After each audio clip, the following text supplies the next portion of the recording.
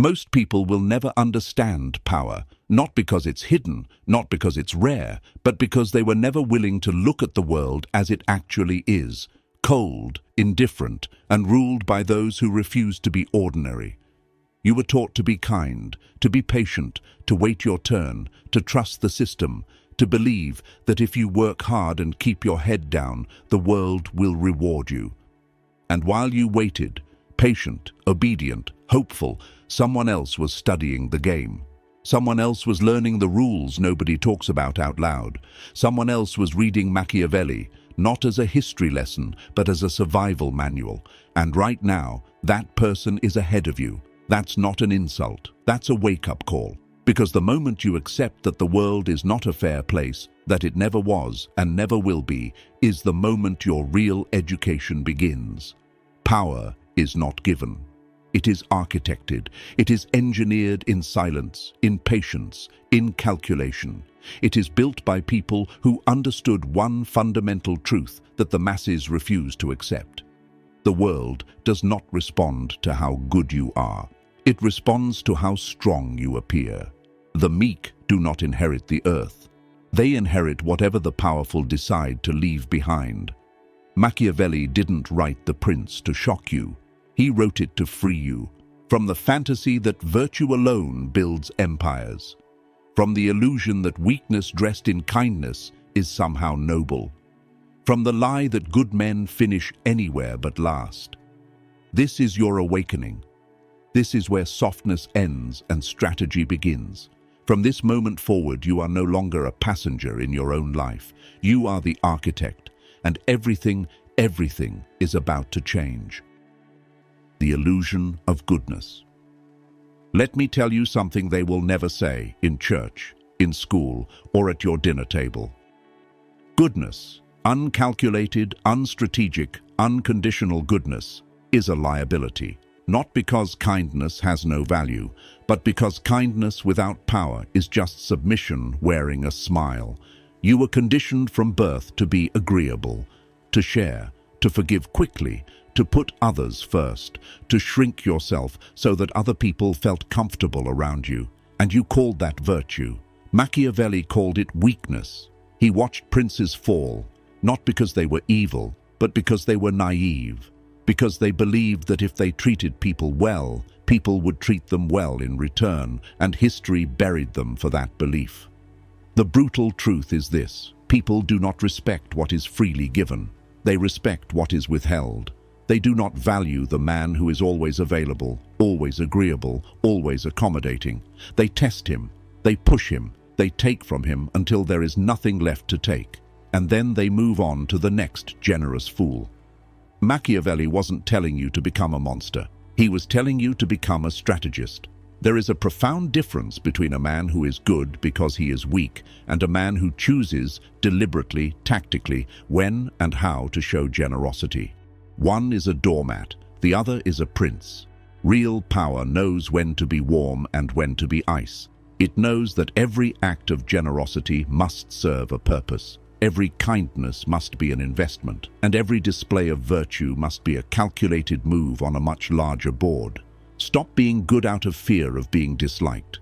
Start being strategic out of hunger for being respected. Because in this game, and make no mistake, it is a game, respect is the only currency that actually holds its value. The architecture of fear and love. Machiavelli asked one of the most dangerous questions in the history of power: is it better to be loved or to be feared?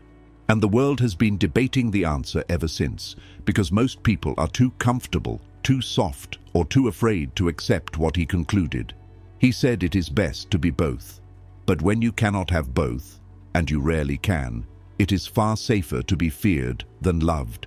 Now, before you recoil, before you retreat back into everything you were taught about warmth and connection and being liked, listen carefully, because this is where most men get it catastrophically wrong. Love is beautiful. Love is also fragile. Love is conditional. Love shifts with circumstance, with mood, with fortune. The man who rules through love alone rules at the mercy of other people's emotions. and emotions are the most unstable foundation you will ever build on. Fear is different. Fear is consistent. Fear does not change when the economy turns or when you stop being useful. Fear, when properly installed, not through cruelty, but through consequence, creates a very specific kind of respect that love simply cannot manufacture. But here is the layer that separates the truly powerful from the merely brutal. The most dangerous man in any room is not the one who makes people fear him through violence. It is the one who makes people uncertain, the one whose next move cannot be predicted, the one who has shown, quietly, deliberately, that there are lines which must not be crossed, and that crossing them carries a cost. You do not need to be loud to be feared. You do not need to be cruel to command respect. You need to be unwavering. You need to be the kind of man whose silence carries more weight than another man's threats. Build that. And you will never need to ask for loyalty again, because loyalty born of fear never leaves the room. The art of concealment. The most powerful move you will ever make is the one nobody sees coming. And the most dangerous thing you will ever do is let the world know exactly who you are, what you want, and how far you are willing to go to get it. Transparency is sold to you as a virtue. Authenticity, they say. Be open, be vulnerable, share your journey. And while you are out there broadcasting your ambitions, your insecurities, your next move, the predators are watching, cataloging, and preparing. Machiavelli understood something that most men never learn until it is too late. The world does not reward honesty. It rewards positioning. And positioning is impossible without concealment. The mask is not deception for the sake of deception. The mask is armor. It is strategy. It is the deliberate gap between what you show the world and what you are actually building in the dark. Every great power structure in history was constructed in silence before it was ever revealed in strength. The prince who announces his plans before they are executed does not execute them. He gets outmaneuvered by someone who is listening. You must learn to speak without revealing, to engage without exposing, to smile without surrendering your interior. Your real goals live in a vault that no one else has the combination to. Your true feelings about a person locked away. Your next strategic move invisible until it lands. Your weaknesses buried so deep that even the people closest to you cannot find them to use against you. This is not paranoia. This is architecture. Because the man who controls what others know about him controls how others respond to him. And the man who controls how others respond to him controls the room, the relationship, and ultimately, the outcome. Never let them see the full picture. Let them see only what serves you. The rest stays hidden, sharp, and ready. Reading people like a book. Every person you will ever meet is walking around with a set of invisible strings attached to them. Strings made of desire, fear, ego, insecurity, and need. And the man who can see those strings, who can read them, trace them, and understand exactly what is pulling each one, holds a level of power over other people that no amount of money or status can replicate. This is the dark psychology that Machiavelli embedded between every line he ever wrote. People are not complicated. They are predictable. Strip away the suits, the titles, the carefully constructed social masks, and underneath, every human being is operating from the same ancient software. The hunger to be significant, the terror of being invisible, the desperate need to be understood, and the primal drive to avoid pain at almost any cost. Learn this. Burn it into your mind. Because once you understand what a person truly wants, not what they say they want, but what they would sacrifice their dignity to obtain, you hold leverage you never had to ask for. Watch how people react when they are ignored. That tells you how badly they need validation. Watch what they brag about. That reveals their deepest insecurity. Watch what makes them angry without provocation. That exposes the wound they have never healed. Watch who they envy. That shows you the life they secretly believe they deserved. These are not observations for manipulation in the petty sense. These are the tools of a strategist who understands that every negotiation, every alliance, every conflict is won or lost in the psychology of the people involved, long before a single word is spoken. The man who walks into a room and sees people as they truly are, not as they present themselves, operates on a completely different level. He is never surprised. He is never outmaneuvered. He is never blindsided, because he already knew he was reading you the entire time. The lion and the fox. Machiavelli said, "A prince must know how to use both the lion and the fox. The lion because it frightens wolves. The fox because it recognizes traps. And the man who only knows how to be one of them, no matter how good he is at it, will eventually be destroyed by the one he neglected." Most men fall into one category and stay there their entire lives. The lion is everywhere. He is the man who leads with aggression, with dominance, with raw force of will. He commands rooms. He crushes opposition. He moves through the world like he owns it, and for a time, it works beautifully. Until someone smarter, someone quieter, someone who spent years watching him sets a trap he never saw coming. Because lions are powerful, but lions are also obvious, and obvious men are manageable men. Then there is the fox, cunning, adaptive, patient. The man who never confronts directly when he can maneuver indirectly, who wins through positioning, through information, through making his opponent believe they are in control, right up until the moment they realize they never were. The fox is dangerous. But the fox alone, without the capacity for force, without the willingness to be a lion when the moment demands it, gets eaten. The synthesis of these two is where true power lives. Knowing when to stand in the open and let your strength speak for itself. Knowing when to disappear into strategy and let your intelligence do the work that muscle never could. This is not a contradiction. This is the highest expression of controlled power. The ability to shift between force and finesse without hesitation, without ego, without attachment to being one thing or another. The most untouchable men in history were not the strongest. They were not the smartest. They were the most adaptable. They could be the lion in the morning and the fox by nightfall, and their enemies never knew which one was walking through the door. Strategic silence and controlled emotion. The coldest man in the room is always the most powerful man in the room, not the loudest, not the most aggressive, not the one performing dominance for an audience that is already measuring him, the one who is still, the one whose face reveals nothing, the one who absorbs everything happening around him and returns only what he chooses to return, nothing more, nothing less. This is the discipline that separates princes from peasants, and it is the one most men will never master because it requires the hardest thing a human being can do, the complete and total governance of his own interior world. Emotion is the enemy of power, not because feeling is weakness, but because uncontrolled feeling is a broadcast.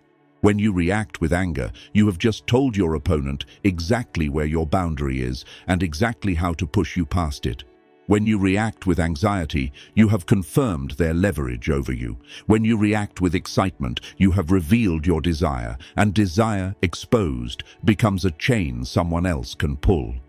Machiavelli's prince did not flinch publicly. He processed privately.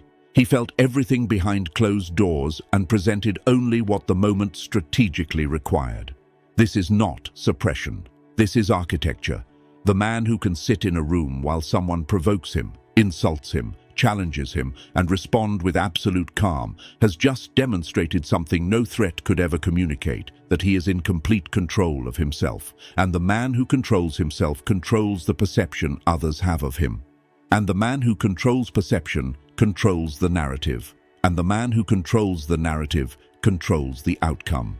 Silence, wielded correctly, is not absence. It is presence at its most concentrated.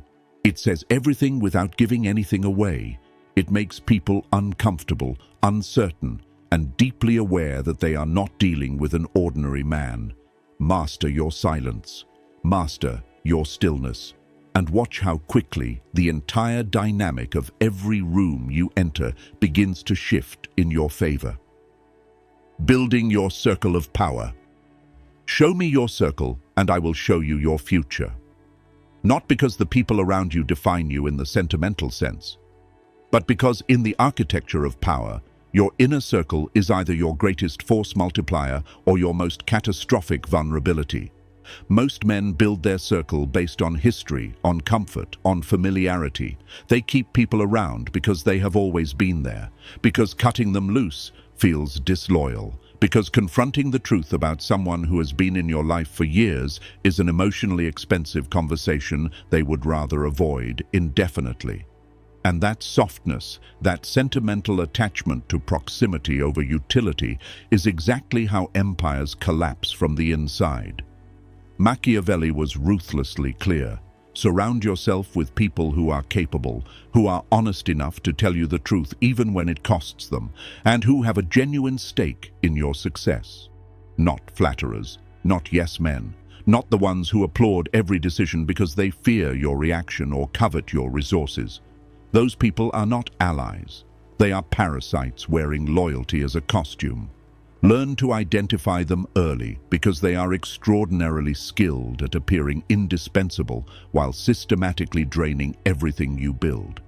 Every person in your circle must earn their position through demonstrated value, not through sentiment, not through history, not through the simple fact that they have been present. Presence is not loyalty. Silence is not support. Proximity is not alliance. The truly powerful man builds his circle like an architect builds a load-bearing structure. Every element placed with precision, every relationship stress-tested, every alliance evaluated not just for what it offers today, but for what it will cost tomorrow. Keep fewer people closer. Demand more from each one. Eliminate without hesitation anyone who introduces instability, envy, or division into your structure. And understand this with absolute clarity. Loyalty is not a feeling. It is a transaction, and the moment it stops being mutually beneficial, it stops existing altogether. Becoming untouchable. Reputation is not vanity. Reputation is infrastructure. It is the invisible fortress that surrounds everything you build, everything you own, and everything you are. And when constructed correctly, it becomes so formidable that most people will never even attempt to breach it. Because the truly untouchable man is not the one with the most money, the most connections, or the most physical power. He is the one whose reputation alone makes opposition feel futile before it even begins. Machiavelli understood that perception precedes reality in every theater of power. Before a single battle is fought, before a single negotiation begins, before a single alliance is formed, reputation has already entered the room and set the terms. The prince who was known to be decisive, to be merciless with betrayal, and to reward loyalty generously, that prince rarely had to demonstrate those qualities because the reputation itself did the work. This is what you are building, not an image, not a brand. A presence so consistent, so deliberate, and so deeply established in the minds of everyone around you that it operates on your behalf even when you are absent. Every action you take either fortifies this fortress or chips away at it. Every time you hold your word, the walls rise higher. Every time you respond to provocation with composure, the foundation deepens. Every time you deliver beyond expectation, the reputation compounds. Silently, powerfully, permanently. But understand this with equal intensity. One crack, one moment of visible weakness, one public loss of control. And the predators who were watching from a distance will begin to move.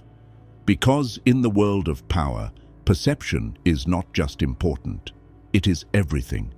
Guard your reputation with the same ferocity you would guard your life. Because in many arenas, they are the same thing. Be the man whose name alone shifts the energy of a room. Be the man people think twice about crossing.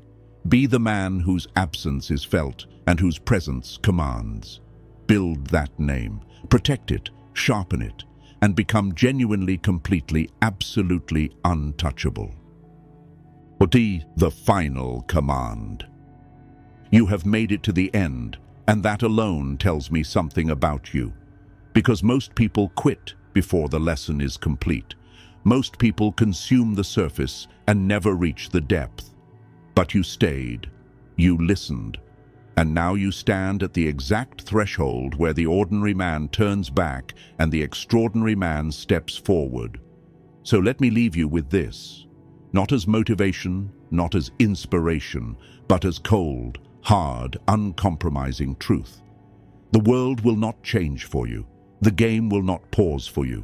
The predators will not wait politely while you figure out who you are and what you are capable of. They are moving right now. They are building right now. They are reading, studying, positioning, and preparing right now. The only question that remains is whether you will do the same. Everything you heard in this video is not theory. It is not philosophy for the classroom or the lecture hall. It is a blueprint, a manual written in the blood of every man who ever rose from nothing to something, and in the bones of every man who had the chance and chose comfort instead. Machiavelli did not write for the masses. He wrote for the ones who were ready. And if you are still here, you are one of them. The awakening happened in section 1. The strategy was laid in every section that followed. Now comes the only part that actually matters: execution. Cold, deliberate, relentless. Go build your power in silence. Go engineer your reputation like a fortress. Go master your emotions like a weapon. Go read your enemies before they finish forming their first thought. Be the lion, be the fox, be still, be strategic, be completely and utterly untouchable. Now, drop the phrase, "I am the architect," in the comments right now. Let every person watching this video know that you received this, that you understood it, and that you are no longer playing small. This is your declaration. Make it. And if this video reached something real inside you, something that was already there, waiting to be activated, then hit that like button, subscribe to this channel, and turn on notifications. Because what was shared here today is only the beginning. The deeper levels of power, strategy, and dark psychology are coming, and you do not want to miss what is next.